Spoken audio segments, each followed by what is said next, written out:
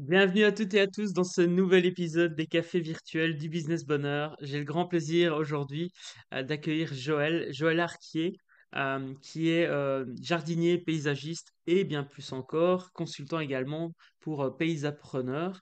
Je vais te laisser te présenter, nous expliquer ce qu'est un paysapreneur. En tout cas, ravi de t'accueillir, Joël. C'est pas le premier épisode qu'on fait ensemble en plus, donc ça me fait super plaisir de t'accueillir à nouveau et merci d'avoir accepté cette nouvelle invitation. Avec plaisir. Alors, je sais pas si tu as vu, mais tu as un bug sur toi, mais voilà. J'espère que tout fonctionne bien. Merci à toi de m'accueillir à nouveau et de me supporter à nouveau dans, dans les cafés. Euh, D'abord, bonjour à tous ceux qui nous regardent, tous ceux qui sont avec nous aujourd'hui. Alors, tu m'as présenté en tant que jardinier paysagiste. Alors, je ne suis plus officiellement jardinier paysagiste, puisque ce n'est plus ma profession. Et je suis 100% focus pour accompagner les entrepreneurs paysagistes à développer leurs entreprises. Et quand tu m'as présenté, tu as posé les fondements de quelque chose d'intéressant. C'est qu'est-ce qu'est un paysapreneur? Parce que mon site internet, c'est paysapreneur.com. Qu'est-ce qu'un paysapreneur?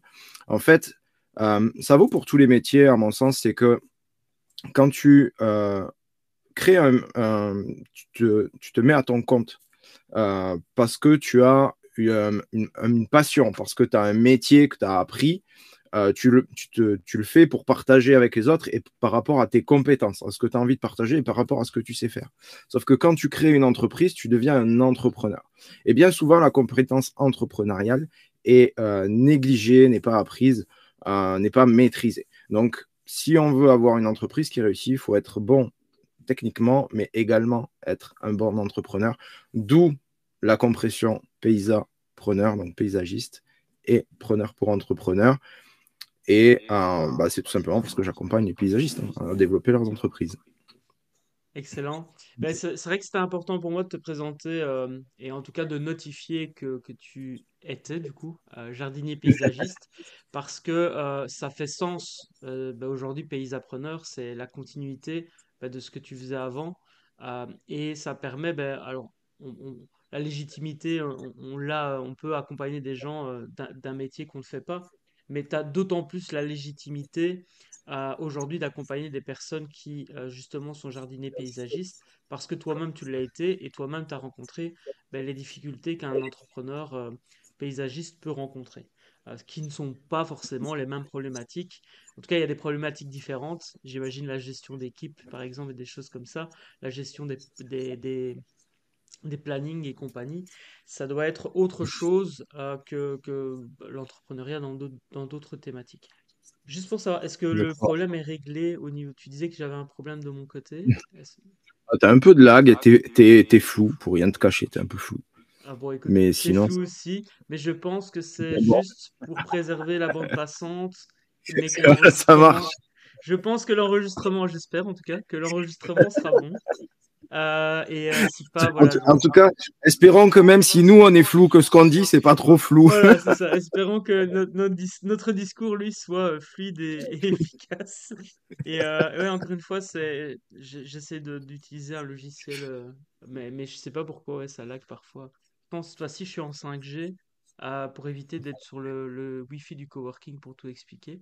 Parce qu'avec Christophe, la dernière fois, ça a bien lagué aussi. Donc, bon, écoute, on croise les Ok. doigts et on fera, tant pis, on fera avec. En tout cas, comment dire, l'audio, lui, sera a priori, ce sera Ouais, parfait. nickel. Nickel. Super, ben, je vais lancer du coup le premier générique et je vais te proposer de nous dessiner ta présentation.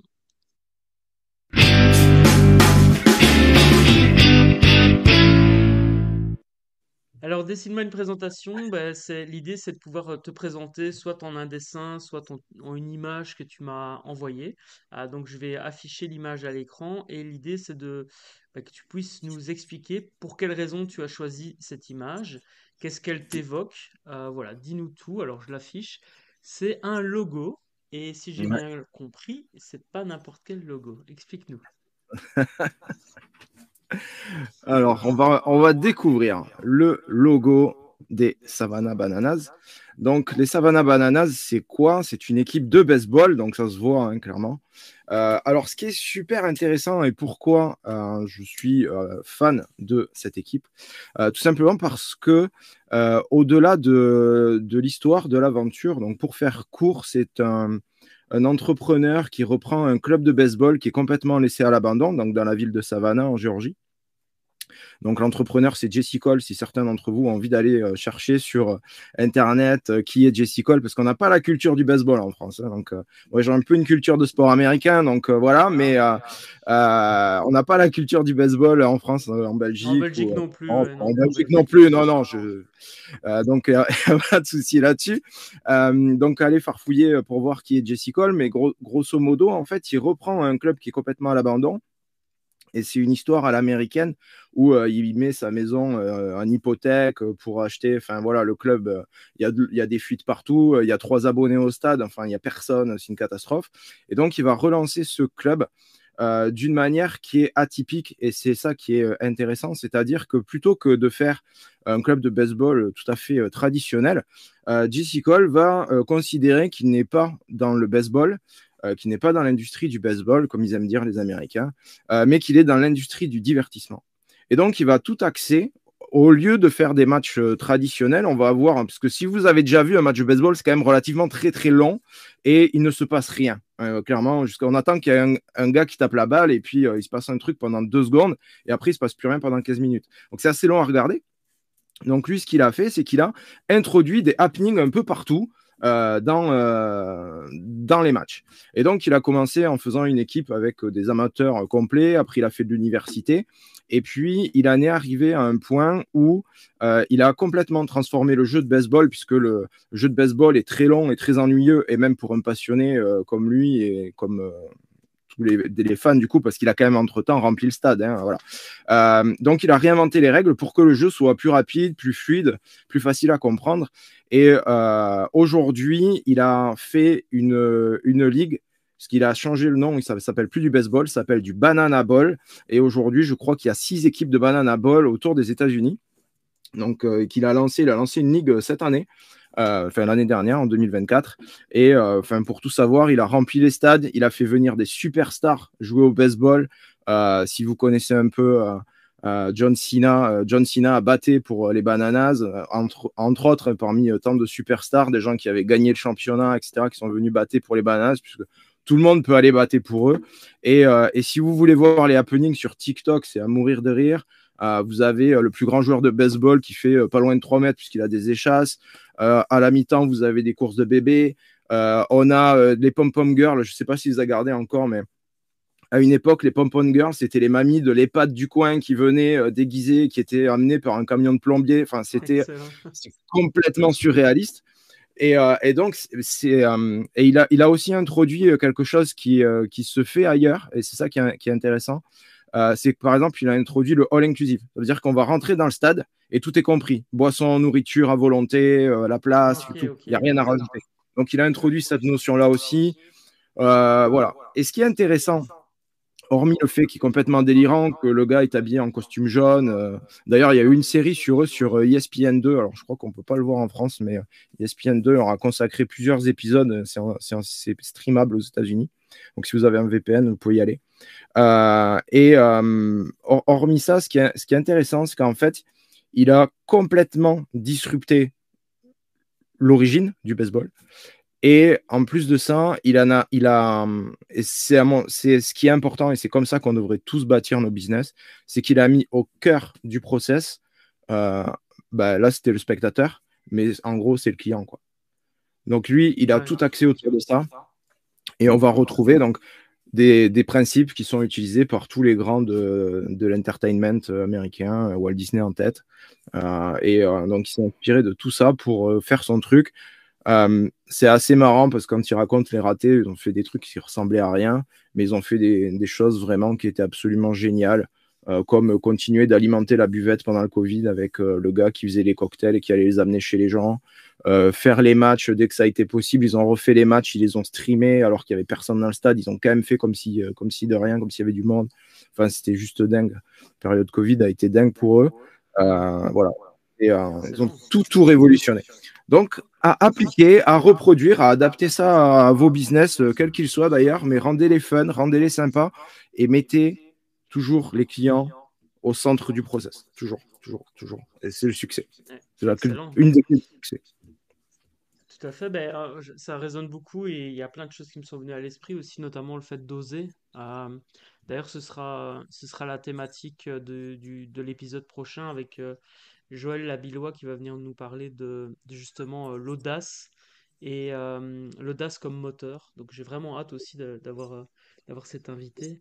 Et la notion, tu vois, de disruption, de s'autoriser aussi à révolutionner. Alors peut-être que révolutionner, peut-être trop gros, mais en tout cas à s'autoriser à faire les choses différemment dans son Mm. marché, ça peut permettre à un moment donné de devenir la référence, ou une référence en tous les cas. Et c'est un Oui, peu ce que je retiens dans ton partage avec les bananas, quoi. c'est ça. Et révolutionner, je pense qu'on révolutionne rien, mais on est à un moment, il y a des entrepreneurs ou des gens qui sont suffisamment créatifs pour agencer certaines choses qui existent déjà et en faire quelque chose d'unique et de différenciant. Et Oui, c'est ça, ça. alors, on n'a pas, on n'a pas tous l'opportunité tout le temps de le faire, et tant mieux, parce que sinon on se disperserait dans tous les sens. Mais quand ça arrive une fois dans la vie ou deux fois dans la vie, c'est l'occasion de construire quelque chose d'extraordinaire, quoi. C'est ça, ouais. Et la notion de révolutionner, de mon point de vue, on n'a pas forcément le contrôle sur est-ce qu'on va révolutionner ou pas un marché. Par contre, on peut s'autoriser effectivement à faire des choses différemment. Et ben, parfois, effectivement, comme tu dis, on est quelqu'un qui révolutionne son marché, mais je pense pas qu'on puisse. C'est un peu comme le buzz, tu vois, on peut pas forcément causer le buzz. Par contre, avoir un buzz, ça peut être positif et ou négatif, bien sûr, mais ça peut être positif pour un business ou autre. Mais si on cherche absolument à faire le buzz, moi, je pense que ça fonctionne pas. Après, c'est une croyance comme une autre, évidemment.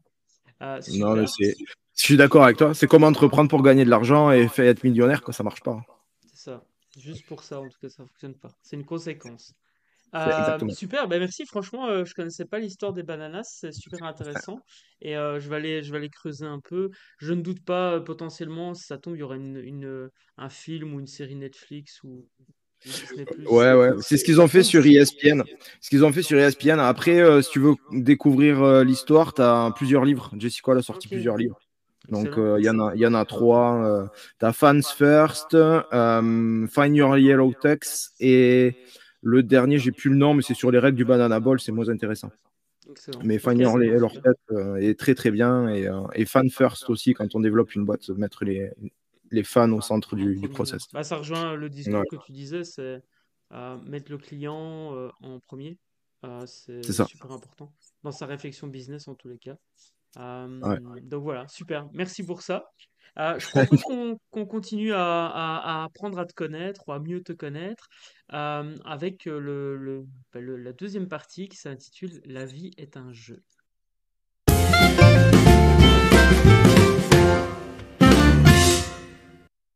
Alors, Joël, dis-nous tout. Est-ce que tu aimes jouer, notamment, pourquoi pas au baseball, mais peut-être à d'autres jeux aussi, jeux de société? Moi, je suis fan de jeux de société, comme vous apprenez à le connaître de plus en plus. Donc, toi, est-ce que tu es fan de jeux? Alors, je dis jeu de manière générale, hein, donc ça peut être effectivement du sport, ça peut être un jeu vidéo, ça peut être un jeu de société. Euh, voilà, dis-nous tout. Alors, je déteste les jeux de société. Ça me saoule. C'est d'une force incroyable. J'aime pas ça du tout. Mais par contre, c'est probablement, j'ai peut-être quelque chose à soigner de ce côté-là, mais c'est pas grave. C'est de notre côté, j'ai toujours joué aux jeux vidéo. Donc, pour la petite histoire, et ça me rajeunit pas, j'ai joué sur Atari 2600. Voilà, c'est comme ça que j'ai découvert le jeu vidéo. J'ai toujours été passionné de jeux vidéo à une époque où j'avais pas besoin de générer des revenus et j'avais des revenus puisque je vivais chez mes parents et que je gagnais quand même ma vie. J'achetais absolument quasiment tous les meilleurs jeux qui sortaient. Donc j'achetais 2-3 jeux par semaine, j'avais toutes les consoles du marché, etc. Donc j'ai toujours été passionné de jeux vidéo et je trouve que Ça me correspond bien, en tout cas, actuellement, les jeux vidéo. Alors, je suis pas sur des jeux très longs. Je ne fais pas de jeux trop longs. Et en ce moment, parce que quand tu as quand même une famille, une entreprise à faire tourner et plein de choses, on n'a pas forcément beaucoup de temps. Donc, moi, j'aime bien les mini-jeux où tu vas jouer 2-3 minutes et la partie est finie. Ça, j'aime bien. Et puis, c'est un peu ça. C'est un peu basé sur le principe du quick win. Ça, j'aime bien. Voilà. Donc, je joue encore un peu sur le téléphone, principalement. Excellent. Super. Merci. Et du coup, la notion de jeu, est-ce que tu l'inclus aussi dans ta vie et ou dans ton business? Et si oui, comment? Est-ce que tu as un ou deux exemples que tu as envie de nous partager? Alors, je De l'inclus jeu pas ou spécialement, de mais fun, hein, mais alors, pardon. Là, par contre, j'ai perdu ton son. pas de souci. Je disais de jeu ou de fun, hein, donc c'est pas forcément un jeu avec des règles, tu vois, mais est-ce que le fait de s'amuser, c'est quelque chose d'important pour toi et est-ce que tu l'impliques dans ta vie et ou ton business? Ouais. Alors ouais, effectivement, ce que j'allais te répondre, c'est que effectivement, c'est pas tant au niveau de gamifier absolument tout. Par contre, je pense qu'à un moment, il faut quand même se dire que la vie est un jeu. Faut pas spécialement le prendre trop au sérieux non plus, parce que sinon, on se crée des problèmes qu'on n'a pas forcément. Donc voilà, il faut le prendre, l'appréhender sous une forme de jeu. Ce que vous imaginez de pire ne se produira pas. Donc voilà, de faire les choses un peu. C'est plutôt comme ça que je vois les choses.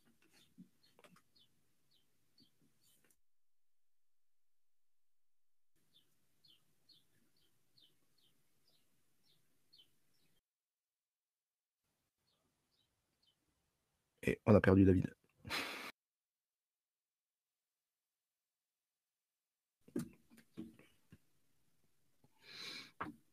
Non, du coup, tu Je t'ai m'entendais perdu plus. complètement pas. Non, c'est parce que mon micro était Non, éteint. là c'est bon. Donc, je disais, je vais me arracher les cheveux avec la technique si ça continue. Mais donc, je disais merci ton partage. Et dernière question pour apprendre à mieux te connaître. On voit que tu fais le live depuis un van. Est-ce que tu veux bien nous expliquer pourquoi? Est-ce que tu as adopté la van life? Est-ce que c'est juste un moyen pour toi d'être tranquille pour faire tes vidéos? Voilà, dis-nous tout. Ah, j'ai fait un épisode de podcast sur le van. Ouais, alors, il y a plein de choses dans ce van. On va prendre la raison, la pratico-pratique. Aujourd'hui, ma maison, elle n'est pas extensible. Et du coup, il fallait bien un bureau. Et j'ai cherché des bureaux de jardin, des choses comme ça. Et ma femme, qui est passionnée de vieux objets, d'upcycling et tout ça, qui farfouille tout le temps sur Internet pour trouver des vieux objets, a trouvé cette caravane. Et elle m'a dit, mais pourquoi est-ce qu'on ne prendrait pas une caravane et puis on n'achèterait pas, on en ferait un bureau. Et comme ça, tu serais tranquille, tu pourrais enregistrer tranquillement et travailler tranquillement en dehors de la maison enfin en tout cas en étant isolé de ce qui se passe de la vie de famille. Donc voilà, du coup, on a acheté cette caravane qui est une caravane de 1976. Pour les connaisseurs, c'est une Eriba Puc et qui appartenait à un cirque. Donc c'était la loge des clowns. Voilà. Et le cirque a réduit un peu la voilure parce que c'est pas un secteur qui est en ce moment en vent en poupe, les cirques. Donc ils sont en train de se réinventer. Donc les cirques traditionnels ont besoin de réduire certaines choses. Et donc, du coup, ben, ça a été une opportunité pour nous. Et puis, il était stationné juste à côté de chez nous. Donc, c'était cool. Ils nous ont livré la caravane. Voilà. J'ai fait un petit peu, j'ai retapé un petit peu. J'ai pas encore fini, mais tout ce que j'ai pas fini ne se voit pas à l'écran. Excellent. Ouais, super. Et donc, ouais, c'est vraiment une opportunité pour toi de t'isoler et de pouvoir potentiellement, même, pourquoi pas, partir à un moment donné dans un autre lieu et travailler d'où tu veux. Ouais, elle est moyennement roulante quand même. Hein, donc, Ah ouais, le châssis, il y a un gros travail à refaire sur le châssis si je voulais la bouger. c'est ça. Donc là, elle est vraiment mise comme un abri de jardin, si on Ouais, pourrait dire ça. c'est un bureau de jardin. Voilà, on peut bouger un peu, mais ça reste un bureau de jardin. Ça marche. Après, on va pas se mentir, ça reste très très fun de travailler dedans. Ah bah, j'imagine, moi, C'est- ça me tente bien. Ça me tente bien comme expérience. Super. Eh bien, écoute, je te propose qu'on passe au sujet du jour.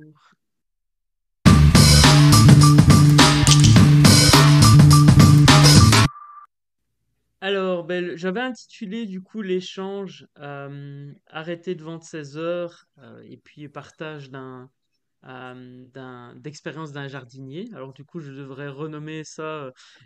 En plus, j'ai mis jardinier. Je me suis dit, mais jardinier, c'est tellement réducteur, mais en même temps, j'avais pas suffisamment de place sur la bannière et la Ah cover pour non, mettre. je peux pas te laisser dire que jardinier c'est réducteur. Ça c'est un truc. C'est vrai? Ouais, parce qu'en plus on nous a toujours vendu. Enfin moi si pour reprendre mon parcours, moi j'ai été apprenti paysagiste. Donc à 15 ans j'étais en apprentissage. Et on nous a toujours dit jardinier c'est réducteur, jardinier c'est ceci, jardinier c'est cela. Donc il faut dire qu'on est paysagiste. Donc même le gars qui pousse une tondeuse, il dit qu'il est paysagiste. Je trouve que ça n'a pas de sens dans l'appellation, parce que jardinier, au sens général, c'est s'occuper d'un jardin. Donc ça peut être créer un jardin, concevoir un jardin. Jardinier, c'est hyper noble en fait. C'est comme si tu as un chef d'un restaurant, tu verras, il se présentera toujours comme un cuisinier, parce qu'il fait de la cuisine. Jardinier, tu fais du jardin, tu es un jardinier. Paysagiste, c'est rentrer dans le langage commun maintenant, tout ça, mais la base paysagiste, ce serait créer un paysage. Je trouve que l'ambition, elle est un peu élevée quand même. Hmm. Même si on a un devoir, j'allais dire, même si ce n'est pas le cas de tout le monde, mais pour moi, j'estime que c'est quand même un devoir de faire les choses en harmonie avec la nature au maximum. Voilà, je trouve qu'on est des jardiniers et il y a d'ailleurs un concours de paysagistes qui a lieu tous les 2 ans en France à l'occasion d'un salon à Lyon et qui s'appelle le Carré des jardiniers. Et celui qui gagne reçoit le titre de maître jardinier. Et qu'est-ce Ok. qu'il a fait? Il a conçu le jardin, il a créé, il a installé le jardin parce que c'est éphémère. Mais après, c'est des jardins qu'on va retrouver dans d'autres endroits qui sont déplacés. Mais ça Ok. reste maître jardinier. Donc, je trouve que ce terme de jardinier est dévalorisé alors qu'à la base, c'est un terme complètement noble. Voilà, elle a parté Excellent. sur le jardinier. Ben, écoute, il n'y a pas de hasard sur le fait que le mot jardinier ait été choisi du coup dans la cover, parce que je crois pas au hasard, et ça a permis, tu vois, ça a permis justement que tu puisses exprimer ton point de vue sur ce sujet-là. C'est vrai que moi, dans ma tête, quand je disais réducteur, c'était réducteur par rapport à ton profil, parce que aujourd'hui, tu es consultant et tu fais plein d'autres choses. Cependant, c'est quand même intéressant qu'on soit arrivé à cette discussion-là. Parce qu'effectivement, j'avais pas du tout en tête la notion de jardinier, c'est réducteur comme métier. Mais voilà, c'est intéressant comme point de vue. Et c'est intéressant d'ailleurs parce que du coup, tu as été apprenti il y a quand même quelques années du coup. Donc c'était déjà Oui, le merci. cas. Mais non, mais écoute, tu disais tout à l'heure que tu jouais sur Atari. Moi, j'ai rien, C'est vrai, c'est j'ai pas moi qui commencé. l'ai dit, hein. J'ai juste rebondi, moi.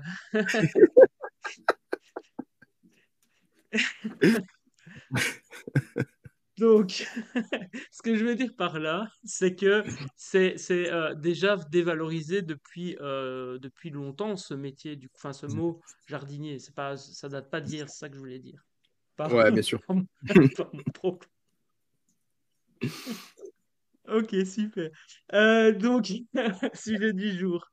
Comment est-ce que toi t'es passé justement de jardinier paysagiste à consultant pour paysapreneur.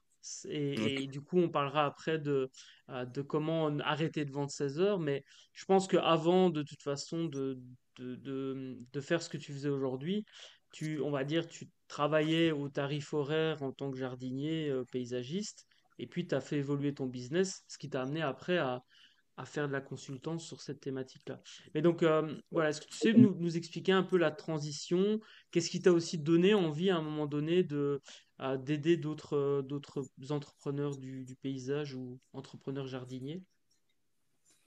En fait, moi, je suis un entrepreneur dans l'âme, en fait. Ça veut dire que j'entreprends, je pense que depuis que je suis au en fait. Parce que tu vois, on parlait des jeux vidéo, mais en tant que passionné de jeux vidéo, je faisais de l'achat-revente déjà pour financer mes propres achats à moi.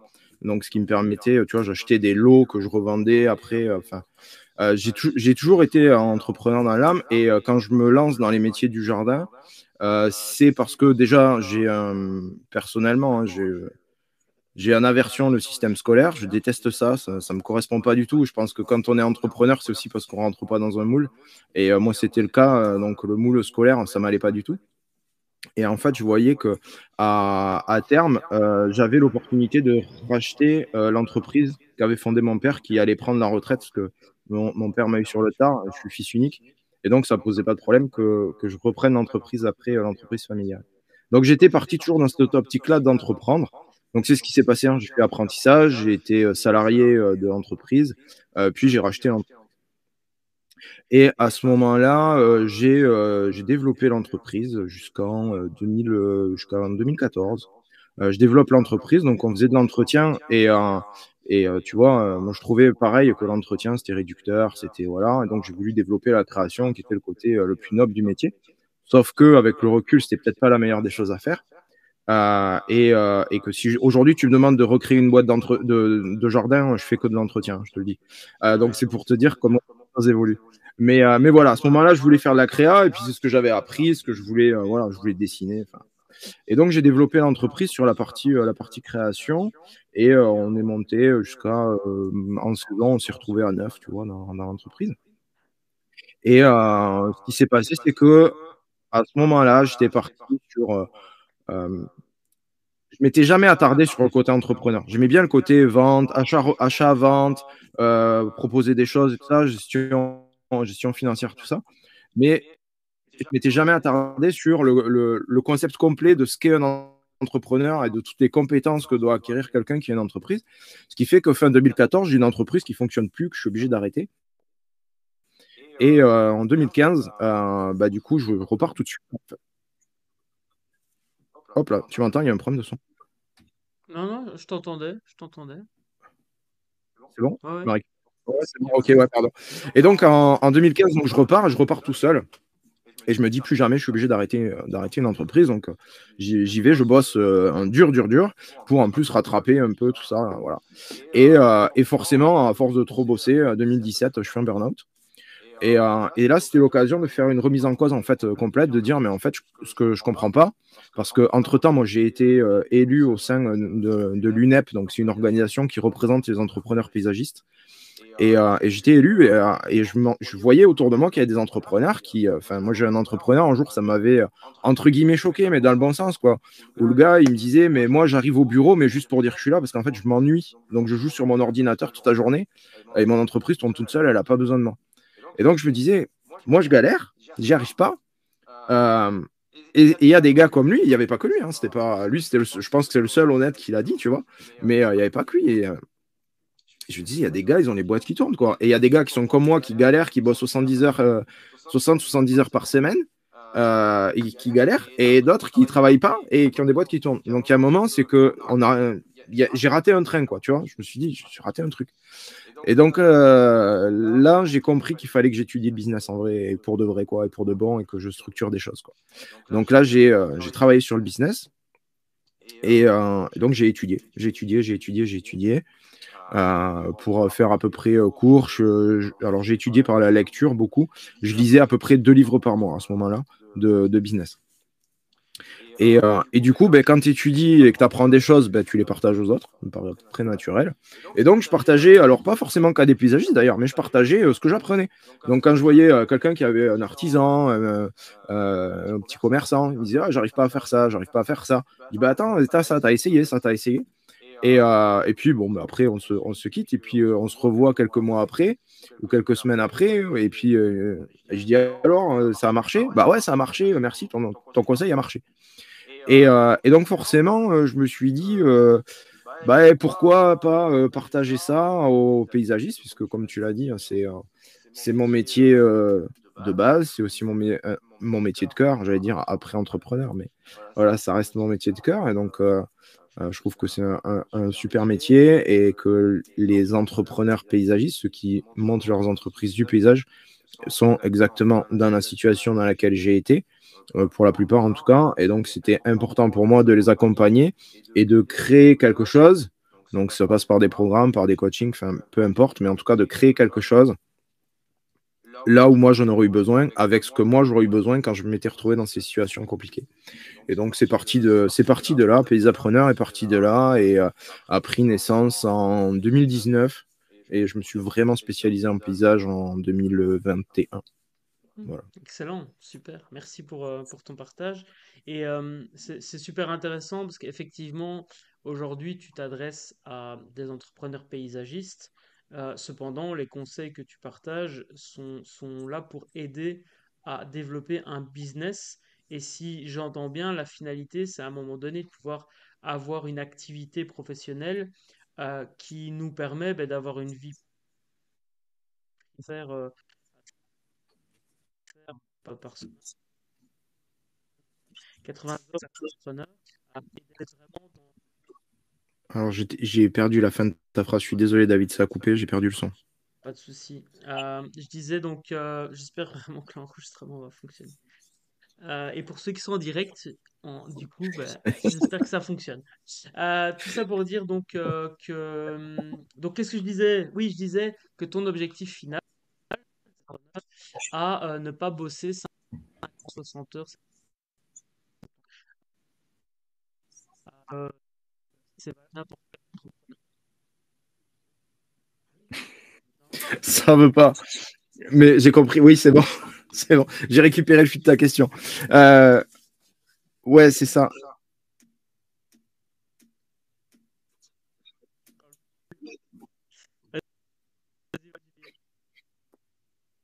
Faire une pause parce qu'il y a eu du lag de partout. partie de... C'est- Ouais, c'est bon. Tu m'entends? C'est bon? Je Ouais. t'entends. Ok. Ouais, l'idée.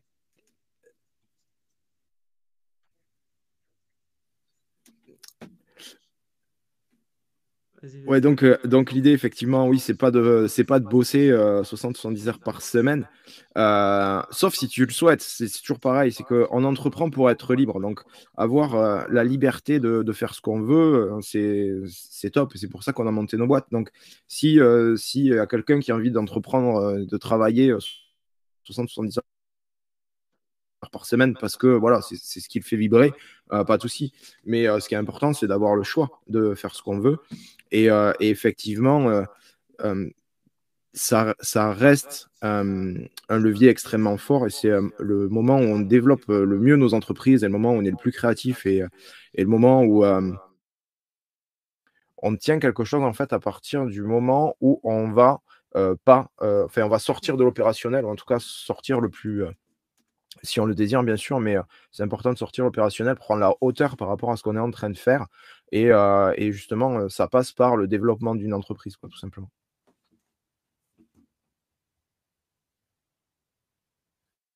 C'est de mon côté. Assez apparemment, ça je t'entends plus. Bon,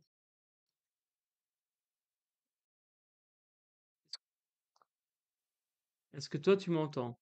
Non? Et je t'entends pas. C'est dingue. C'est bon. Ah, ça y est, on est revenu. Magnifique. Je suis vraiment désolé Yes! pour la technique, mais je t'entendais plus. Je sais pas ce qui se passe. Bon, bref, franchement, bon, déjà, par rapport à toi, je suis vraiment désolé, technique ne peut pas fonctionner. J'ai trouvé des solutions pour les fois et voilà. Donc j'espère quand même que ça prend et Je que t'en ceux prie. qui nous écoutent pourront quand même profiter de la valeur. Je couperai peut-être, je vais voir ce qui est possible de faire pour la rediffusion. Donc premièrement, désolé par rapport à toi. Et pour ceux et ceux qui écoutent, j'espère vraiment quand même que c'est quand même agréable à écouter parce je trouve qu'il y a beaucoup de valeur dans les partages qui sont partagés et ce serait vraiment ça, cette technique, je l'avoue, m'ennuie un peu. Et en même temps, je fais de mon mieux, à part subir un peu ce qui se passe à l'instant T. Je ne sais pas faire grand-chose d'autre. Pour les prochaines fois, je testerai d'autres choses, mais voilà. Donc, oui, donc tu disais qu'effectivement, l'objectif, c'était pas de travailler 70 heures par semaine, sauf si on en a envie et qu'on est passionné par ça et que c'est en accord avec notre manière d'être. Voilà, c'est vrai qu'il y a des personnes pour qui, au final, le boulot, c'est une partie de leur vie et ils aiment ça. Moi, j'avoue que ça me dérange pas de travailler Oui. plus de 5 heures par jour parce qu'au final, j'aime bien ça. Ah, tu vois, moi, je sais que, par exemple, je travaille parce que mon épouse, elle est en congé et du coup, on pourrait être à deux. Donc voilà, j'espère que ça fonctionne, tu m'entends? Ouais, c'est bon, là, c'est reparti. Ok. C'est bon. Bon, voilà. Donc, super. Ouais. Donc, ouais. Juste, je voulais rebondir sur ce que tu disais parce que des fois, il y a des entrepreneurs qui le culpabilisent parce qu'il y a cette espèce de mythe d'équilibre entre la vie pro et la vie perso, tu sais. Et on dit, ouais, non, mais en fait, il faut que tu sois équilibré. En fait, c'est pas vrai. L'équilibre vie pro, vie perso, il n'existe pas. Ce qui existe, c'est l'énergie que tu as au moment où tu l'as. Donc, il y a des fois où c'est OK que tu mettes ton énergie pour ton entreprise, tout ça, parce que voilà, c'est le momentum, quoi, c'est sur l'entreprise. Et puis, il y a des fois, c'est pas du tout le cas. Tu n'as pas envie de bosser sur l'entreprise. Tu as envie de bosser sur autre chose ou tu as envie de prendre du temps pour ta famille, pour toi, pour faire du sport, pour faire ce que tu veux. Et c'est OK, quoi. Donc, c'est aussi le momentum qui se joue à ce moment-là. Ben, il est plus sur le business, il est sur autre chose.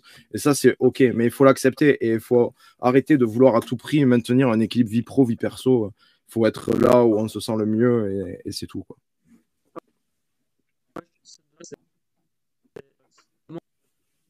Dans mon cloud, ouais. Donc, ce qu'on disait, c'est que tu, tu avais une activité de paysagiste, entrepreneur et jardinier, mais Ouais, tu travaillais beaucoup et tu as rencontré quelqu'un qui, à un moment donné, donc un entrepreneur, qui te dit concrètement, moi en fait je m'ennuie parce que mon business tourne et j'ai pas à m'en occuper. Là, c'est ça ça. fait une prise de conscience chez toi et tu te dis, bah j'ai raté quelque chose, il y a un truc que j'ai pas compris.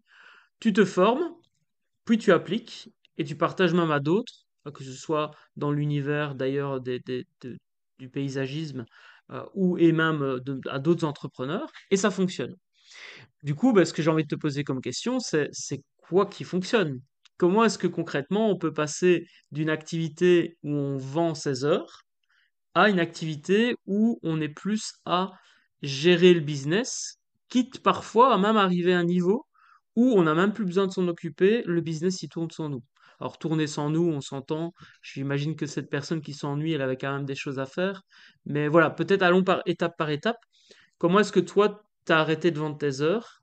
Est-ce que tu as une, deux, trois astuces à nous partager sur comment est-ce qu'on peut faire pour arrêter de vendre ses heures? Ouais, la première chose, déjà, ça vient d'une prise de conscience personnelle. Ça veut dire qu'à un moment, il faut prendre la décision de sortir de sa zone de confort et de se dire, OK, en fait, là, ce que je suis en train de faire, c'est que je ne suis pas un entrepreneur, c'est moi, j'appelle ça comme ça, j'appelle ça un auto-employé. Ça veut dire que j'ai créé mon propre emploi. Et donc, je suis mon propre patron, d'accord? Mais je suis comme un employé, en fait. Ça, c'est une première prise de conscience qu'il faut avoir et de se dire, bon, après, c'est bien d'en prendre conscience, mais on en fait quoi de ça? Et pour que ça crée quelque chose de plus, il faut que à partir de là, on se rende compte que pour avoir une entreprise qui soit rentable et qui en même temps nous amène ce qu'on voulait avoir, ça veut dire le côté liberté, eh bien, il faut forcément la développer. Alors, ça ne veut pas dire, parce que il y en a qui vont me dire, ouais, mais non, mais moi, je veux pas 50 salariés, ou non, c'est pas forcément que tu as besoin de 50 salariés. Tu peux développer une entreprise juste avec un ou deux salariés, ça peut être même des personnes qui t'entourent et qui vont compléter ce que tu fais. Mais en tout cas, que toi, tu restes pas juste focus sur ce que tu fais et être dans l'opérationnel. Tant que tu es dans l'opérationnel, ça marche pas. On n'a jamais développé une entreprise sur un chantier. On n'a jamais développé une entreprise sur de l'opérationnel. Donc, pour développer une entreprise, il faut la structurer et il faut travailler sur autre chose que la production. Et donc, pour simplifier les choses, parce que mon deuxième dada, c'est de prendre des choses compliquées et de les rendre simples, notamment en termes de business, parce que euh, quiconque a essayé de se frotter à une formation business traditionnelle, école de commerce, etc., sait que c'est pas forcément à la portée de tous. Or, aujourd'hui, ouvrir une entreprise est à la portée de tout le monde. Tout le monde peut aller s'enregistrer, ouvrir une entreprise. Donc, ça veut dire qu'il faut quand même prendre un moment pour que ces gens-là qui sont partis s'enregistrer parce qu'ils avaient une passion, qui ont monté leur entreprise parce qu'ils avaient une passion, qui ont monté leur entreprise parce qu'ils avaient des compétences et qui voulaient le partager aux autres, il faut aussi les aider à pouvoir le faire correctement. Et donc, euh, moi, j'ai simplifié tout ça, si tu veux, sur une méthode qui s'appelle la méthode des quatre piliers. Et en fait, pour rendre les choses simples, quand tu as une entreprise, c'est comme si tu étais assis sur une chaise. Et tu te verrais pas assis sur une chaise avec des pieds de différentes hauteurs, de différentes tailles. Parce que dans le pire des cas, tu es mal assis, tu es comme ça, là, un peu de travers, tu as mal au dos, tu vois, au bout d'un moment, donc tu en as marre. Ça, c'est dans le meilleur des cas. Et dans le pire des cas, tu tombes. Parce qu'il y a un pied qui est trop court et l'autre qui est trop long. Et en fait, ce qui se passe, c'est que quand tu es un opérationnel, quand tu es dans de la production, et encore une fois, ça marche pour les paysagistes, pour les jardiniers, mais dans n'importe quel corps de métier, quand tu es dans la production, et que tu fais pas le reste, ta chaise, elle est déséquilibrée. Et donc, tu vas partir à la gamelle ou tu vas te faire mal. Donc, pour éviter ça, il faut travailler sur les quatre piliers en même temps. Et donc, les quatre piliers, parce que je n'ai pas évoqué les quatre piliers, mais les quatre piliers, c'est quoi? On a compris qu'il y avait le pilier de la production. Le deuxième pilier, ça va être du marketing. Le troisième pilier, ça va être de la vente. Et le quatrième pilier, ça va être du décision, de la prise de décision. Et donc, en travaillant en simultané sur ces quatre piliers, en fait, on est stable, on a une entreprise qui est stable et sur laquelle on peut bâtir, on peut monter. Et donc, c'est ça que je viens en fait accompagner les gens à implanter, à leur dire, bon, OK, vous savez travailler votre production et aujourd'hui, vous travaillez sur votre production et votre chaise, elle est complètement déséquilibrée. C'est pour ça que bah, vous avez mal au dos hein, et que peut-être pour certains, vous êtes en train de tomber. Donc, ce qu'on va faire, c'est qu'on va remonter les autres piliers. Et donc, on va travailler soit sur le marketing, soit sur la vente, soit sur la prise de décision. La prise de décision, le premier outil, c'est la gestion du temps. Voilà, clairement, hein, parce que savoir organiser son temps, gérer son temps. Et ça permet d'alléger aussi la charge mentale et de donner plus de liberté. Et donc voilà, quand l'entreprise revient stable, que la chaise revient stable et que l'entreprise revient stable parce qu'on commence à travailler sur autre chose, on voit que les entrepreneurs sont plus épanouis. Voilà, à partir de là, s'ils veulent travailler 60 heures par semaine, grand bien leur face. Mais en tout cas, ils sont sur quelque chose de stable et qu'ils peuvent gérer et maîtriser. C'est ça. C'est super intéressant ces quatre piliers et c'est ce que je disais tout à l'heure. En tout cas, ce que j'essayais de dire quand il y avait des caprices techniques, c'était que même si aujourd'hui tu accompagnes des entrepreneurs paysagistes, les piliers que tu partages et l'approche que tu as est valable dans tous les domaines et dans tous les types d'entreprises en fait. Et moi personnellement, tu vois, j'accompagne beaucoup de coachs, formateurs, thérapeutes, consultants, des personnes qui vendent du service. On apprend généralement comment dire, quand on fait des études, à faire un métier, mais du coup, on est prêt à la production, mais on est prêt qu'à ça quasi. Et c'est ça en fait qui est intéressant dans les échanges, et ce que j'essaye aussi d'amener avec évidemment à ma manière, euh, eh bien les piliers que toi tu partages. On nous apprend à être coach, on nous apprend à être consultant, on nous apprend à être jardinier, mais on ne nous apprend pas à vendre, on ne nous apprend pas à faire un marketing efficace, on ne nous apprend très certainement pas à prendre des décisions de manière éclairée en tant que chef d'entreprise, parce qu'en fait, on ne nous apprend pas à être chef d'entreprise, on nous apprend à être métier.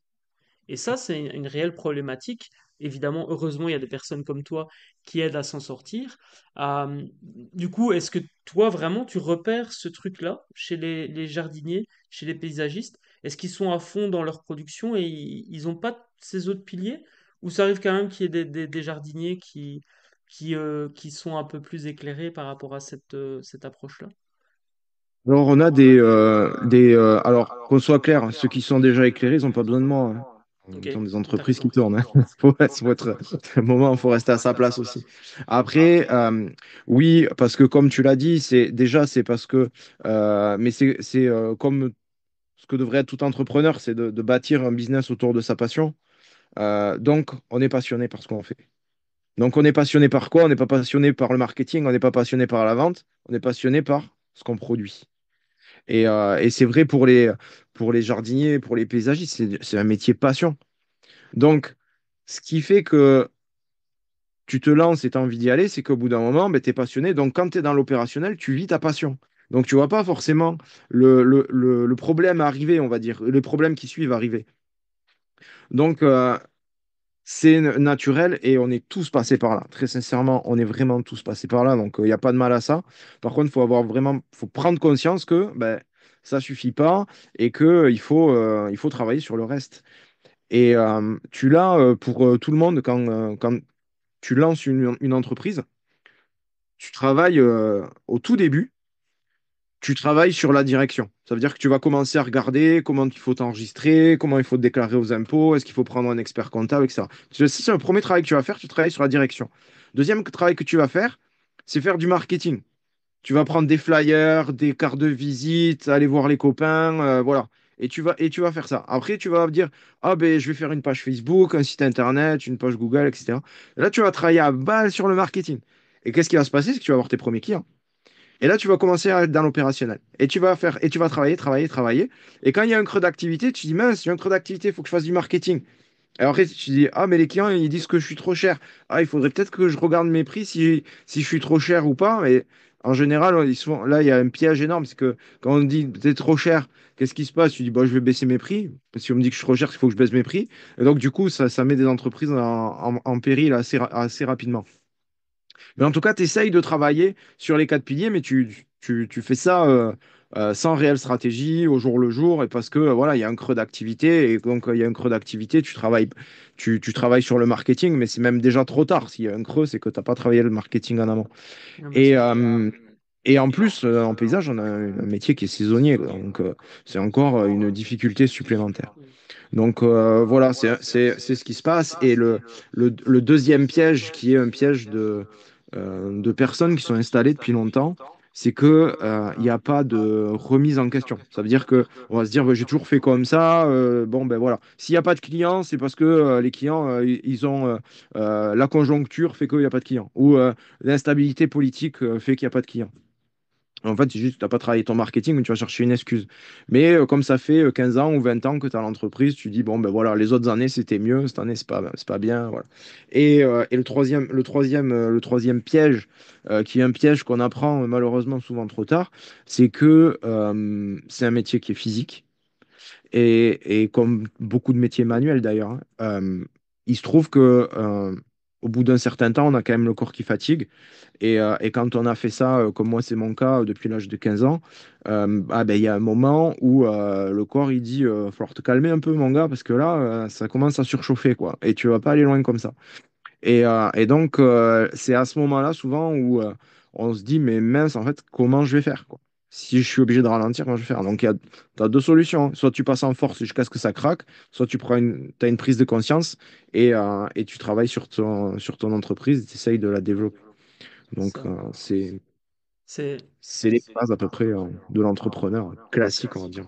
c'est vrai que c'est trois pièges assez classiques et pourtant, parfois, il faut vraiment. Alors, soit on se fait entourer et on a des personnes qui nous font prendre conscience de ça. Alors, ça peut être des lectures, ça peut être un accompagnement business ou autre. Mais en tout cas, soit on a une prise de conscience par des partages extérieurs, soit on doit tomber dedans pour justement, eh bien, à un moment donné, se rendre compte que. Quoique, parfois, j'ai même l'impression qu'il y a des personnes qui tombent dans ces pièges et qui n'ouvrent pas les yeux, tu vois. C'est un peu le ressenti que j'ai parfois aussi. Des Ouais. entrepreneurs qui, ça fait 3 fois qu'ils refont la même, qui retombent dans le même piège et voilà, parfois, je sais pas, c'est un peu cyclique comme ça. Je sais pas si toi tu as déjà rencontré ça aussi dans tes clients. Oui, oui, oui, on a des personnes qui retombent systématiquement dans le même piège ou qui disent, bon, maintenant c'est trop tard, je vais finir. Tu vois, des gens qui ont, je vais pas dire qu'ils sont âgés, mais des gens qui ont 55, 60 ans, qui disent, bon, tant pis, je finis comme ça maintenant, je vais faire doucement et je finis. Oui, il y en a, parce que c'est des gens qui, j'ai envie de dire, enfin, on peut pas sauver tout le monde ou on peut pas aider tout le monde. Donc, c'est des gens qui veulent pas être aidés de base parce que ils se remettent pas en question. On ne peut évoluer, on ne peut changer quelque chose que si on fait les choses différemment. Et pour faire les choses différemment, il faut se remettre en question. Donc, bon, ces gens-là, malheureusement, on peut pas les forcer, quoi, hein, C'est clairement. vrai. Ouais, Après, il y a un piège qui est très dangereux. qui est vraiment, à mon sens, le piège le plus dangereux.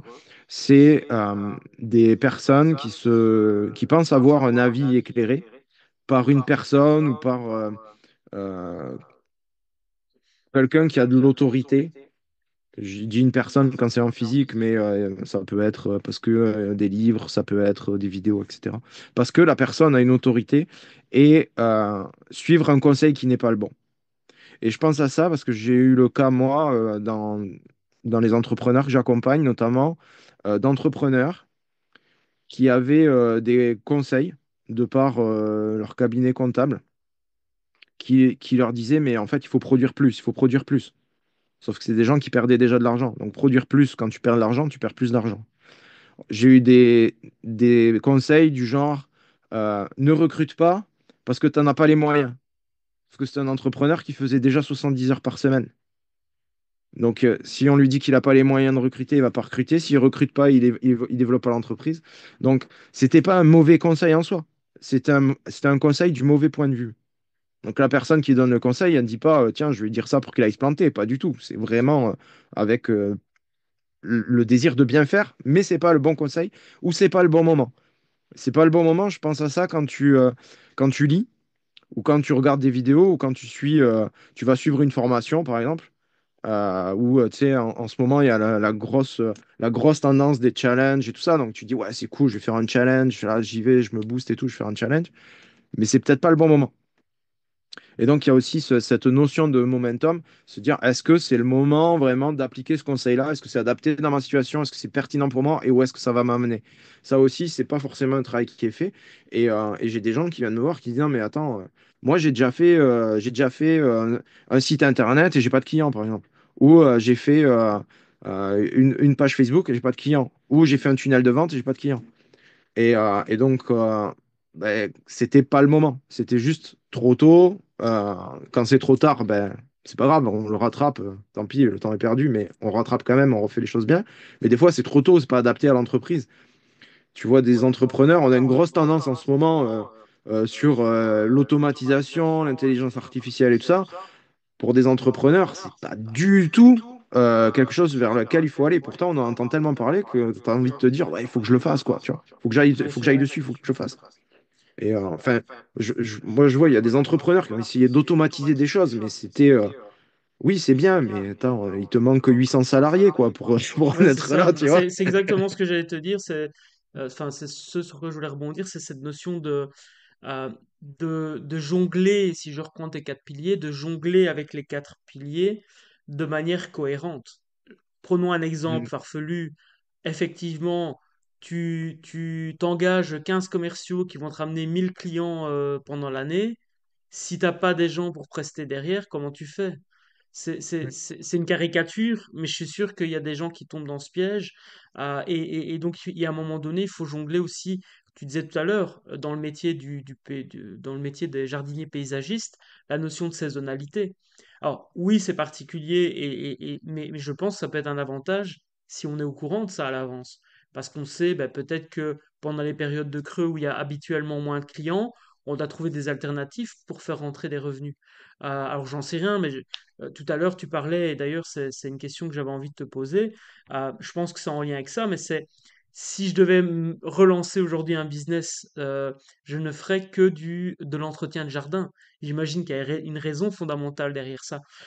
Mais donc on peut composer avec les saisons aussi, de se dire à un moment donné, ben tiens, là il y a un creux effectivement en hiver. Qu'est-ce que moi en tant que jardinier paysagiste, je peux faire et ou vendre pendant cette période-là? Et si je peux pas vendre à cette période-là, qu'est-ce que je peux faire d'autre pour pouvoir justement en été avoir l'agenda plein et avoir le planning et savoir combien de personnes je vais avoir besoin, etc., m'organiser en lien avec la gestion du temps dont tu parlais tout à l'heure. Donc, pour moi, les quatre piliers que tu partages, c'est pas on en fait un à la fois et on n'en fait pas un mois et puis le mois suivant on fait l'autre. Non, c'est toute l'année. On a ces quatre piliers en vue et on s'en occupe parfois à plus ou moins, avec une plus ou moins grande importance, mais c'est toute l'année ces quatre piliers. C'est toute l'année, c'est en permanence. Moi, je dis toujours, il faut travailler au moins dans la semaine, il faut avoir travaillé les quatre, chaque semaine. effectivement, il y en a, tu peux travailler un jour complet, il y en a d'autres, un quart d'heure, ça suffit. Quand c'est de la prise de décision, voilà, un quart d'heure, ça suffit, ou des fois, tu y penses sous la douche, quoi, tu vois, et tu peux prendre une décision à ce moment-là, dire, tiens, je vais faire ça. Donc, c'est pas, voilà. Mais en tout cas, il faut que chaque semaine, il y ait un travail qui soit fait sur ces quatre piliers-là, parce que, bah, encore une fois, hein, souvent, c'est le pilier de production. Et comme tu disais par rapport à la saisonnalité, c'est qu'il y a un moment où un entrepreneur qui se ferait manger par la saisonnalité, ce serait un entrepreneur qui n'a pas réfléchi en amont à ça. Ça veut dire qu'il a du boulot, c'est le printemps, il y a du boulot. Je vais travailler, je vais travailler, je vais travailler. Mois d'août, je suis en congé. Mois de septembre, je réattaque, il n'y a pas de boulot. Et c'est à ce moment-là où il se dire, ah ouais, mais en fait, il faut que j'aille chercher des clients. Trop tard, tu as perdu 2 mois parce qu'il y a du délai.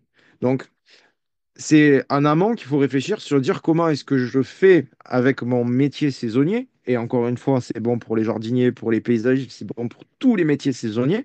La question, c'est comment est-ce que je fais en saison basse pour pas avoir du travail, mais avoir des revenus. Parce qu'avoir du travail, on aura toujours du travail. On va être créatif. Il y a plein de gars, ils sont super créatifs pour avoir du travail. C'est la mauvaise saison, on va tout mettre tout le monde dans l'atelier à nettoyer les machines. Ah, on a du travail, il n'y a pas de souci. Ça rapporte que dalle. Donc, il faut aussi travailler par rapport à ça. Et mettre, bon, après, il faut mettre en place à la fois le planning et le mettre en place avec la trésorerie et voir si ça croise. Mais ça, c'est C'est un autre ça, ouais. sujet.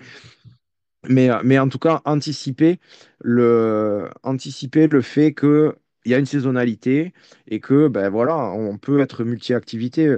Quand tu prends l'exemple d'un paysagiste, je vois malheureusement des paysagistes qui vont vendre des prestations en saison, des prestations de petits travaux de maçonnerie ou de faire de la terrasse bois ou des choses comme ça en plein mois d'avril ou mai, parce que les clients leur demandent.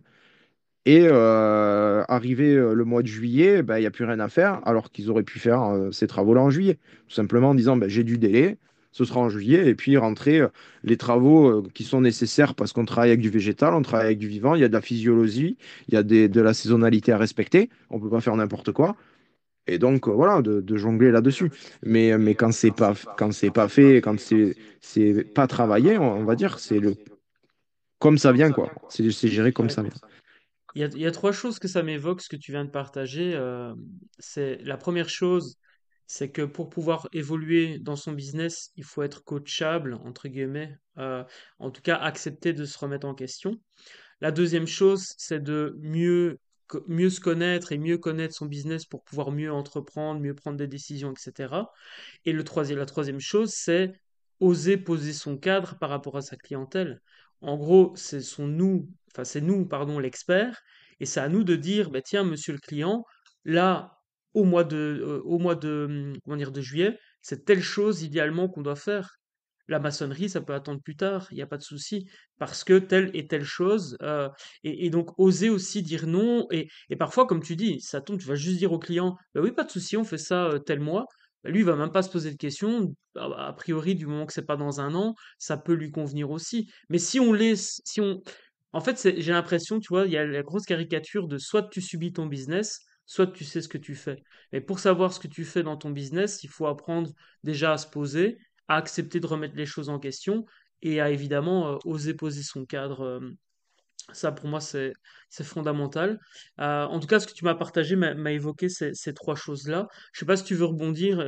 Après, j'ai du coup la question Moi, fondamentale je, sur l'horaire, je mais suis tout à fait, d'accord avec toi. C'est que euh, on voit souvent des entrepreneurs qui partent avec plein d'idéalisme au départ et qui, au fur et à mesure, parce qu'ils n'osent pas s'imposer ou ils disent oui à tout, font qu'ils se retrouvent un an après, parfois même moins, avec une entreprise qui leur ressemble plus du tout. Et du coup, ils ont plus de motivation. Tu sais, les Japonais, ils appellent ça l'ikigai. Euh, il y a plus ça. Alors qu'au début, ouais, c'était cool, je vais faire ça. Tout ça. Et je prends toujours la caricature de quelqu'un qui voudrait faire des jardins avec le respect de l'environnement, l'écologie et tout ça, et qui finit après à mettre du gazon synthétique, tu vois, et des terrasses en composite. ouais, Ça serait... ouais, mais ça existe en fait. ouais, Parce j'imagine que, bien.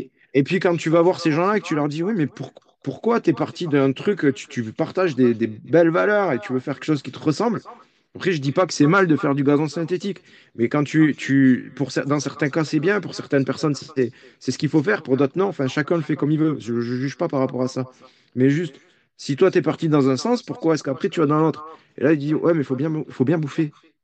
Ah non, je suis pas d'accord avec ça. Sinon, va à l'usine, quoi. C'est pareil, tu vas Ouais, avoir un revenu, il n'y a pas de problème. Mais tu auras bien moins d'ennuis, d'ailleurs.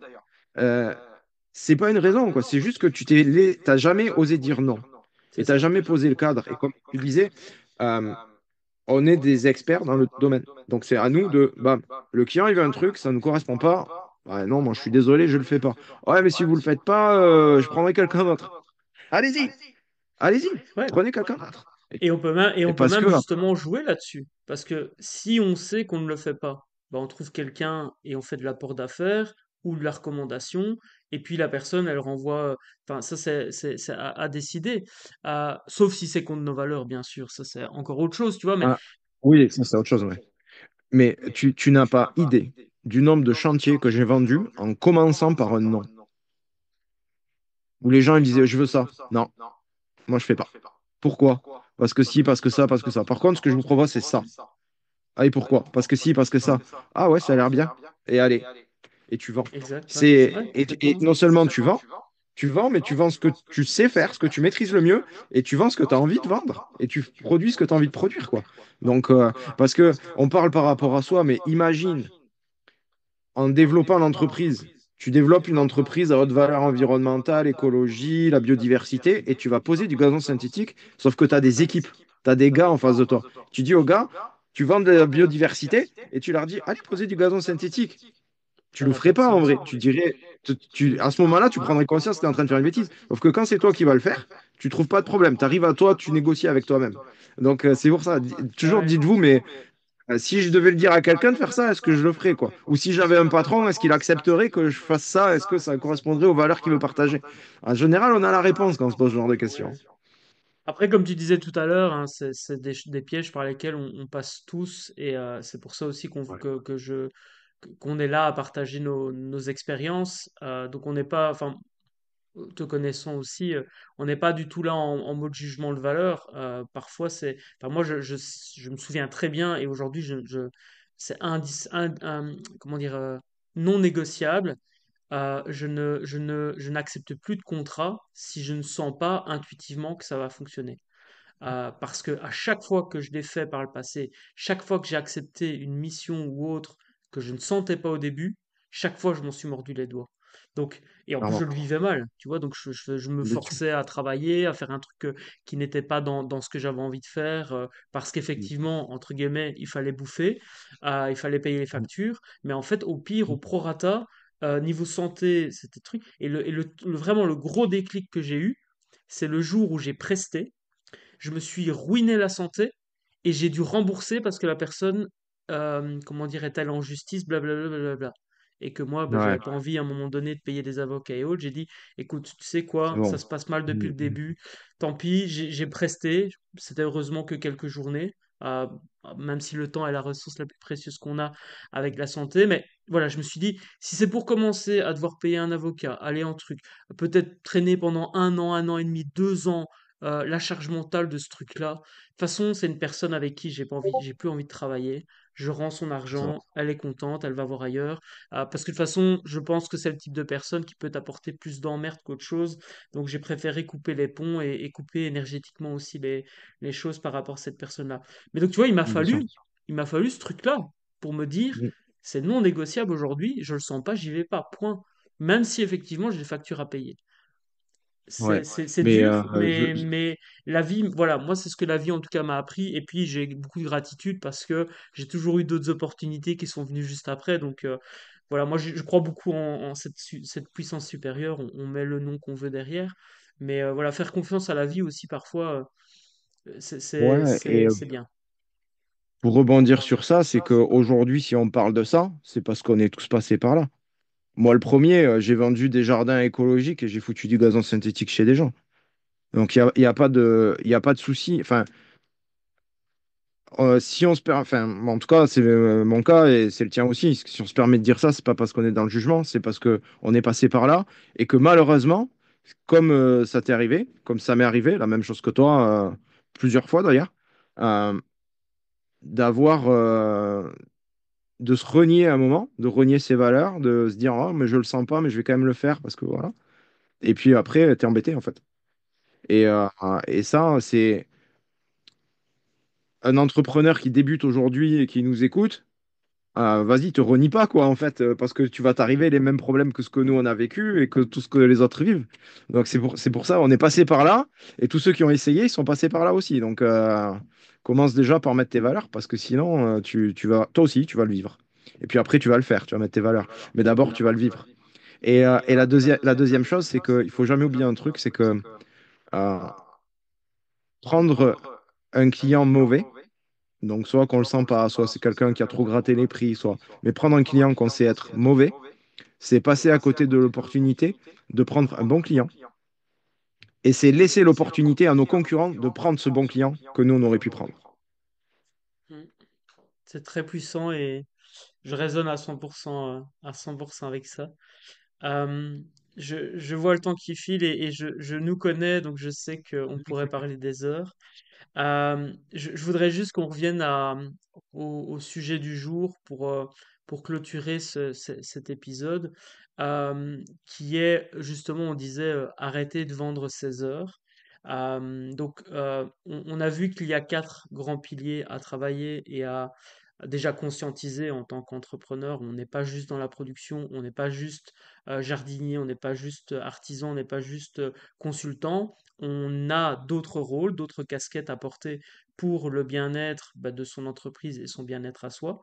Les quatre piliers que tu as partagés, donc c'est effectivement la production, le marketing, la vente et la prise de décision, qui sous-entend plein de choses. En gros, c'est être un bon ou meilleur gestionnaire de son activité. Ça passe par la gestion du temps et plein d'autres choses. Euh, si tu devais conseiller aujourd'hui à quelqu'un qui est encore dans ce schéma tarif horaire, c'est-à-dire, OK, quand je vends à un client, ben, en fait, je lui vends les heures que je vais prester, plus évidemment le matériel et tout ça que je vais utiliser. Mais le gros calcul, c'est je travaille autant d'heures, j'ai autant de frais, je rajoute ma marge et puis je facture au client. Euh, Toi, tu es sorti de ce schéma-là. Comment est-ce qu'on peut faire justement pour sortir d'un schéma comme celui-là? Quels sont les conseils que tu donnerais à quelqu'un, en sachant que quand on démarre, c'est peut-être pas, enfin, c'est important de toute façon de connaître ses coûts et de connaître. Donc, je dis pas que c'est un mauvais calcul, hein, celui que j'ai partagé. Donc, c'est important de savoir sa marge et tout ça. Mais on peut en sortir. On peut dissocier temps de travail des revenus générés. C'est ça que je voulais dire. Ouais, tout à fait. Effectivement, il faut connaître son coût horaire parce que c'est important de savoir combien il faut vendre. Enfin, tu l'as rappelé, mais c'est vraiment important de connaître son coût horaire. J'ai d'ailleurs créé une matrice qui permet d'obtenir son coût horaire en fonction des données, justement pour savoir en dessous de quel tarif il faut pas aller et combien d'heures de production il faut aussi mettre en vente pour des heures de production. Parce que quel que soit le corps de métier, on a quand même des heures de production, qu'on le veuille ou non. Donc il faut savoir voilà, combien d'heures il faut travailler pour arriver à l'objectif que l'on veut. Euh, Après, il y a il y a plusieurs leviers, franchement, pour passer de, voilà, aujourd'hui, je facture mes clients, et c'est là le piège, en fait, c'est pas d'avoir un tarif horaire qui va servir d'une base à un estimatif. Le piège, c'est de vendre ces heures. Parce que quand on vend ces heures, en fait, on se positionne plus en tant qu'entrepreneur, on se positionne en tant que salarié. Et quand on fait une prestation de jardin, quand on fait une prestation tout court, il faut savoir que le client, il achète pas un nombre d'heures. T'as jamais été chez un client qui dit bon, ben, je vais vous recruter pour 3 heures. Ça n'existe pas. Tu as un client qui va te dire par contre, je veux que vous ayez taillé maille. Ça, oui. Donc, ce qu'on va vendre, ça va être la prestation finie. Et on va toujours mentionner sur les devis les prestations finies. Ça veut dire que si c'est une taille de haie, ben, on va avoir la taille de la haie, le ramassage. Si c'est une tonte de pelouse, ça va être la tonte de la pelouse. Mais on va donner la prestation finie et on va pas donner de notion d'heure parce que il peut se passer déjà tout n'importe quoi. Et on a un gros piège à vendre les heures, hormis que le client n'achète pas les heures, c'est que pour quiconque a déjà vendu des heures et n'a pas respecter, entre guillemets, c'est pas volontairement, mais respecter le chiffre écrit sur le devis, c'est retrouver dans une phase de négociation. Ça veut dire que si tu mets 7 heures de travail pour faire le chantier et que tu en mets 6, le client il va te dire tu me fais une remise de 1. C'est normal, puisque tu faisais 7, donc si tu as mis 6, tu fais une remise de 1. Par contre, ce qui va se passer, c'est que si tu en as fait 8 et que tu essayes de demander au client de te payer 1 heure de plus, il va te dire mais tu avais qu'à aller plus vite et pas te tromper dans ton estimatif de temps. Donc, il veut bien dire que vendre de l'heure, ça marche pas, en fait. Parce que dans les deux cas, tu n'as pas de négociation possible. Dans les deux cas, c'est le client qui décide. Il te dit non à chaque fois. Donc, et puis il te dit, je te paye pour ce que tu m'as dit, et puis fin de l'histoire. Donc, c'est toujours le client qui. C'est donner la main au client et au final, passer de vendre de l'heure par rapport à vendre une prestation finie. Donc, ça, c'est le premier point, c'est déjà de vendre une prestation finie. Le client achète un produit fini, il n'achète pas un nombre d'heures. La deuxième chose, c'est de savoir valoriser son savoir-faire. Parce que malheureusement, je vois des personnes qui ont des excellents savoir-faire, ça vaut vraiment dans tous les domaines, et peut-être même moi le premier là-dessus, mais on a vraiment du savoir-faire, mais par contre, on ne sait pas le valoriser. On ne sait pas montrer au client que ce qu'on va lui apporter est bien au-delà de la simple prestation. Ça veut dire que souvent, on se vend comme une commodité. Le client, il dit, j'ai besoin de tailler ma haie. Ah, moi, je suis taillé des, je viens. OK. Mais ça va au-delà, en fait, parce qu'un client qui veut tailler sa haie, il y a une raison qui est cachée pour ça. Il veut autre chose. S'il veut tailler sa haie, c'est pas juste pour tailler sa haie. S'il veut tailler sa haie, c'est peut-être parce que le voisin, il le harcèle depuis plusieurs semaines pour qu'il taille sa haie et ça commence à le saouler et il a envie qu'il y ait quelqu'un qui le fasse. C'est peut-être qu'il a juste pas le temps, il veut passer plus de temps avec ses enfants. C'est peut-être qu'il a un problème de santé et il peut plus le faire lui-même. Et donc, en fait, c'est ça qu'on vient soulager. Et quand on sait vendre ça, quand on sait euh, dire aux gens, parce que c'est à nous de verbaliser, d'identifier le problème qu'ont les gens et de le verbaliser pour leur montrer qu'on a bien compris. À partir de ce moment-là, quand les gens ont compris qu'on avait compris le problème profond qui se cachait derrière, ça permet de vendre déjà plus facilement et puis de faire passer ses devis plus facilement, de faire passer ses offres plus facilement. Donc c'est vraiment valoriser son savoir-faire, aller chercher le besoin qui est caché que le client ne vous dit pas. Parce qu'un client, il ne vous dit pas, j'ai besoin de faire tailler ma haie parce que je préfère m'occuper de mes enfants. Alors quand il y a un problème de santé, il le dit, ouais, j'ai mal à la jambe, j'ai mal au bras, bon, voilà. OK. Mais sorti de là, ils le disent pas, quoi. Ils le disent pas. Donc il faut aller l'identifier. Une fois que tu as identifié ça, tu es inarrêtable en fait sur ta vente. Tu es inarrêtable. Et j'ai eu des cas de figure avec des entrepreneurs que j'accompagne où en fait, on s'est rendu compte en travaillant, en discutant, en tournant les choses, qu'en fait, c'était des entrepreneurs qui n'étaient pas dans la prestation de jardin, mais qui faisaient du jardin pour aider les gens. Notamment, je pense notamment à des personnes âgées ou des personnes qui étaient à domicile. Donc, plutôt que d'être hospitalisés à l'hôpital, elles avaient une hospitalisation à domicile. Et le fait d'être jardinier pour ces personnes-là leur permettait d'améliorer leur cadre de vie. Et donc, quand tu axes toute ta communication là-dessus, c'est plus du tout pareil. Et quand tu vends ça, ta mission, c'est plus du tout la même. Donc, le jardin n'est qu'un prétexte que tu aimes et que tu as envie de faire, Mm. mais c'est plus du tout la même chose vis-à-vis du client. Et là, tu sors effectivement de la vente à l'heure. C'est vraiment tout un ensemble Ça, qui fait que tu te démarques. ça rejoint ce que je dis souvent et ce que j'aime me rappeler souvent, c'est évitons de confondre les moyens des résultats. Mm. Parce que c'est super important. J'ai échangé encore hier, non, avant-hier, avec une personne qui se lance et elle m'expliquait que elle avait envie d'amener le mieux-être. Mais au départ, la manière dont elle me l'a présenté, c'était je vais utiliser le cirque et notamment la jonglerie pour et en fait, en creusant et en échangeant avec elle pendant une demi-heure, une heure, on s'est rendu compte qu'elle pouvait aussi aider les personnes en faisant des balades nature, aider les personnes en faisant des massages, parce qu'elle s'est formée à la massothérapie, etc. Et donc, en fait, ce qu'elle veut amener aux gens, c'est le mieux-être. Après, le moyen, ça peut être la jonglerie dans certaines situations, le massage dans une autre situation. Et alors, évidemment, quand tu sais ça et que tu apprends à connaître tes forces, ben, tu peux axer ta communication. Typiquement, elle peut contacter aujourd'hui des homes et avec un angle animation jonglerie, mais et ou un angle mieux-être pour leurs membres. Et donc ça, évidemment, ça rejoint aussi la notion de mieux se connaître pour mieux entreprendre sa vie et entreprendre son business. Et tout à l'heure, tu disais, OK, la personne, elle veut que je coupe la haie et ce qu'elle veut, c'est ça. ce qui est important aussi, c'est la manière dont on va couper la haie, l'expérience qu'on a. Parce que j'imagine qu'une haie, il y a une manière de la couper pour pas que les branches aillent dans tous les sens et compagnie. Et ça, c'est si alors ça paraît logique, j'imagine, en tout cas, moi, si je fais appel à un jardinier qui vient couper ma haie, ben, c'est pour cette raison-là aussi, parce que moi je sais, oui, je pourrais la couper moi-même, mais je vais sûrement faire des conneries, parce que c'est pas mon métier. Mais donc ça aussi, ça a de la valeur, c'est ça que je voulais dire. C'est que l'expérience métier que l'on a, et c'est là-dessus qu'on se forme pendant très très longtemps d'ailleurs, généralement en tout cas quand on fait un métier, si ça vient de nos études et ou de notre expérience, ben, toutes ces années d'expérience doivent être impactées dans le prix, ou en tout cas le prix est impacté par les années d'expérience qu'on a et ce qu'on va éviter comme problème aussi. Parce que justement, le fait de couper la haie je prends cet exemple-là, moi j'y connais rien, donc tu me dis si je dis des conneries, mais pour rester dans la thématique. Si tu coupes la haie d'une certaine manière et puis qu'elle commence à pousser plus vite chez le voisin que chez toi parce que tu l'as coupée, j'en sais rien, d'une manière X, ben évidemment, ça va t'amener des problèmes avec le voisin, alors que si tu la coupes de manière correcte, elle va peut-être pousser plus de ton côté, je ne sais pas si c'est possible, mais enfin voilà, en tout cas, j'espère que l'exemple que j'ai donné est, est- est clair. Ça va, t'inquiète, il n'y a pas de souci. Nickel. Dernière chose que je voulais dire aussi, c'est tout à l'heure, tu parlais de justement des quatre piliers et tu parlais de la notion euh, de, de régler les problèmes chez les gens.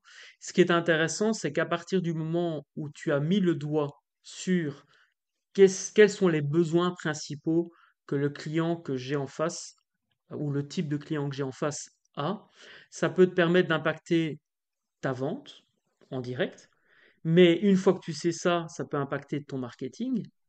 Parce que tu peux te dire, bah ok, si ça fait le cinquième client qui m'appelle pour ce truc-là et je repère que le besoin derrière, c'est le même truc à chaque fois, ben boum, on peut lancer une campagne marketing de publicité bien ciblée sur cette problématique-là pour attirer des personnes qui ont la même problématique. Et du coup, ce qui est intéressant, c'est qu'on peut aussi prendre la décision, autre pilier, ben de systématiser. Et du coup, vu qu'on fait un forfait et qu'on vend un résultat, si après ce résultat, on est capable de le donner en 6 heures plutôt qu'en 8 heures, ben enfin, on gagne plus d'argent dans le sens puisqu'on preste 2 heures de moins. Donc en fait, je voulais juste montrer l'importance des quatre piliers que tu partages et que c'est pas un seul pilier qu'on travaille. C'est la production t'amène à un moment donné à être confronté à la vente. La vente te permet de repérer les besoins cachés fondamentaux que la personne veut, que le client veut avec le résultat que tu lui proposes. Une fois que tu as capté qu'il y avait des besoins spécifiques, tu peux en faire un angle marketing pour attirer les mêmes clients et prendre la décision à un moment donné de créer des process qui te permettent d'être beaucoup plus rentable sur la même prestation parce que lui, le prix ne bouge pas et le client, encore une fois, il ne sait pas combien d'heures tu es censé faire quand tu vends, en tout cas comme tu le proposes et comme j'applique évidemment un modèle similaire, tu peux évidemment du coup être plus rentable et aussi prendre des décisions peut-être d'acheter des machines qui font le travail en 1 heure plutôt qu'en deux. Et du coup, enfin, il y a plein de décisions en fait qui peuvent être prises à partir du moment où on a conscience de ces quatre piliers et qu'on connaît son métier, bien sûr. Ça. Et il y a aussi quelque chose qu'il faut prendre en compte, c'est que quand l'entreprise évolue, on en a parlé, mais il faut aussi ne pas freiner son évolution. S'il y a moyen de ne pas la freiner, ça veut dire que ben, ne pas échanger son temps contre de l'argent, c'est aussi un moment développer l'entreprise pour mettre des personnes en face qui vont faire le boulot pour nous. Et donc forcément, la rentabilité, elle est meilleure, parce que quoi qu'on en dise, en tant que chef d'entreprise, on est quand même en, on devrait, en tout cas, si malheureusement dans les faits, pas toujours le cas, mais on devrait quand même être la personne la plus payée de l'entreprise. Et donc forcément, si la personne la plus payée de l'entreprise est sur de la production, ben, quand elle sort de la production et qu'on met quelqu'un avec un salaire inférieur à la place, donc ça fait des frais inférieurs, enfin des coûts inférieurs. Donc du coup, la rentabilité, elle augmente aussi. Et donc aussi, ça, c'est une prise de conscience. Moi, j'ai eu le cas avec un entrepreneur qui n'a pris conscience à partir du moment où il n'a pas pu y aller au chantier. Du coup, il s'est dit, bah, je vais prendre quelqu'un. Et là, il s'est dit, ouais, mais si je prends une personne, je gagne 250. Si je prends deux personnes, je gagne 500. Moi, si j'y vais, ben, je gagne que 500 une fois. Je pourrais gagner 500 moi, plus lui, plus 2, 500. Enfin, le calcul, il était assez vite fait. Il dit, mais en fait, faut développer. Je dis, bah oui, en fait, il faut développer. Parce que, voilà. Et ça ne veut pas dire non plus qu'il faut mal payer ses salariés. Hein, c'est pas ce que j'ai dit. Hein. Je suis plutôt partisan de l'inverse, d'ailleurs. Bien sûr, Mais, oui. c'est aussi comme ça qu'on développe une entreprise. C'est aussi comme ça qu'on sort de l'échange de temps contre de l'argent. Parce que moi, la première fois que j'ai entendu cette notion-là, à l'époque, j'étais dans l'opérationnel. C'était parce que j'avais lu le bouquin d'Olivier Roland. Euh, donc, je précise, tout le monde n'a pas eu la chance de rater ses études. Je précise parce qu'il va en sortir un autre. Donc, s'il y a des gens qui regardent cette vidéo alors que l'autre est sorti, qui n'a Ouais. rien à voir, c'est un bouquin sur l'expatriation. Euh, mais là, voilà. Et donc, je disais ça. Je dis, oui, mais moi, je travaille chez mes clients. Comment je fais? Enfin, c'est pas possible d'échanger. Mais en fait, si, parce que quand tu développes, tu arrêtes d'échanger ton temps contre de l'argent et la prise de décision et les actions que tu vas mettre dans ton entreprise, c'est un levier Mm. puissants et qui font que bah voilà, tu n'as pas besoin de passer beaucoup de temps pour prendre une décision qui fait que ça va te rapporter plus, que ça va faire que ton entreprise tourne mieux et que C'est vrai. tu vas aussi rendre des gens heureux parce que si l'entreprise elle tourne bien et que tout se passe bien, les gens avec qui tu travailles sont des gens qui sont épanouis aussi. Donc ça Oui, crée bien sûr. vraiment une atmosphère bénéfique pour tout le monde, quoi. Je fais le parallèle encore une fois avec tes quatre piliers parce que c'est flagrant dans l'exemple que tu viens de donner. En gros, au début, on est à fond dans la production et plus on va avancer dans le temps, c'est pas forcément le cas, mais en tout cas, moi, je pense que la bonne manière d'entreprendre et de devenir justement, peut-être un chef d'entreprise qui s'ennuie parce que son business tourne tout seul, c'est de passer en fait de plus en plus de la production à la prise de décision et à la gestion de l'entreprise et de pouvoir être capable de, tant en termes financiers qu'en termes aussi de mindset, hein, parce que déléguer, c'est pas toujours évident, surtout quand on kiffe produire, hein, quand on est à la base dans la production, bah, j'imagine c'est... En tout cas, moi, j'adore ce que je fais et c'est vrai que déléguer, parfois, c'est compliqué pour moi parce que j'aime tellement ce que je fais qu'au final, j'ai envie de le faire moi, tu vois. Mais donc voilà, ça aussi, apprendre à se connaître, mieux se connaître pour mieux entreprendre, c'est ça aussi. Et c'est comme tu Ouais. disais tantôt, c'est faire un choix. Si moi j'ai envie de bosser 70 heures par semaine parce que ça me fait kiffer et que j'ai envie de kiffer 70 heures par semaine, why not? Mais c'est au moins le faire en conscience. Et donc ce que je voulais dire, c'est vraiment passer de cette notion de production pure à plutôt gérer le projet. Et ce qui est intéressant, c'est que quand on apprend à se connaître, ben, on sait si on est plus la casquette gestionnaire ou si on est plus la casquette producteur, s'associer aussi en fonction, hein. Parfois, trouver un associé qui, lui, est à fond dans la gestion du business et qui nous permettrait de continuer à être dans la production, ça peut être une solution aussi. Dernière chose, hein, tu disais dans les métiers très physiques, l'âge, bah, évidemment, plus on va avancer dans le temps, plus bah, si on gère le business et qu'on fait que le business tourne, ben, moins on est dans la production et donc plus on peut préserver aussi sa santé mentale et physique. Donc voilà, pour moi, la boucle est bouclée, même si on pourrait encore parler des heures, et je pense que le sujet est complexe, donc c'est forcément, c'est logique qu'on ne puisse pas arriver en une heure à donner toutes les clés. Merci en tout cas pour les partages. Est-ce que tu veux, avant qu'on clôture l'épisode, voilà, réagir à ce que je viens de dire ou à ce qui a été dit de manière générale? Ouais, écoute, c'est parfait. C'est clair, super. Il y a une question que j'aime beaucoup poser en fin de session, et on en parlait tout à l'heure, donc je demande toujours l'autorisation à la personne de poser la question, parce que c'est une question qui, moi, a changé radicalement ma vie et ma vision de la vie. Et c'est une question, en fait, qui amène parfois des réponses auxquelles on ne s'attend pas. Donc, tu es prêt pour cette question? C'est toujours OK pour toi? Vas-y, je t'en prie, David. Super. Alors, cette question, en fait, je te propose d'imaginer, c'est pas forcément réjouissant, mais d'imaginer que tu apprends, tu as la mauvaise nouvelle, on t'annonce que tu vas décéder dans 30 secondes et qu'il te reste 30 secondes pour partager avec tes proches, ceux que tu aimes, ceux qui comptent pour toi. Tu as 30 secondes pour leur dévoiler un message, leur dévoiler ce qui est important pour toi aujourd'hui. Et tu as vraiment 30 secondes. Je te laisse réagir. Et, on va aller moins que 30 secondes. Ce qui, à mon sens, est important et le message que je veux donner, c'est ayez bien conscience de ce qui est important pour vous et restez focus dessus. Ce qui est important pour vous et restez focus dessus et le reste va suivre. Après, je rentre pas plus dans les détails parce que euh, j'ai des croyances religieuses qui sont un peu différentes de celles communément acquises ou qui sont crues d'une manière générale, notamment en Europe. Donc voilà, c'est aussi pour ça. C'est peut-être pas un message enfin pour moi, la mort n'est pas la fin de la vie. Donc, puisque, enfin, c'est la fin de la vie, oui, mais j'ai d'autres croyances derrière, mais je crois pas au ciel et tout ça, hein, qu'on soit d'accord. C'est encore autre chose. Donc, on va pas rentrer dans ce côté-là. Super. Mais voilà, ce serait le dernier message, j'ai envie de dire, avant qu'on se revoie dans longtemps, ce serait rester focus sur ce qui est important et ce qui est important pour vous. Merci beaucoup, Joël, pour tout ça. Et ben voilà, j'espère que toi qui regardes cet épisode, ben, tu as apprécié. Moi, en tout cas, j'ai kiffé. Ben, je kiffe toujours les échanges avec des entrepreneurs. Et j'avoue que égoïstement, en fait, ces épisodes, je les fais pour moi avant tout. Et donc voilà, je passe toujours un chouette moment.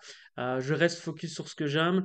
Et même si, ben, en fait, si je suis sincèrement transparent, à l'instant T, les épisodes de podcast ne rapportent pas forcément grand-chose en termes de business, mais par contre, je kiffe tellement faire ça que je le fais quand même et que je m'en fous.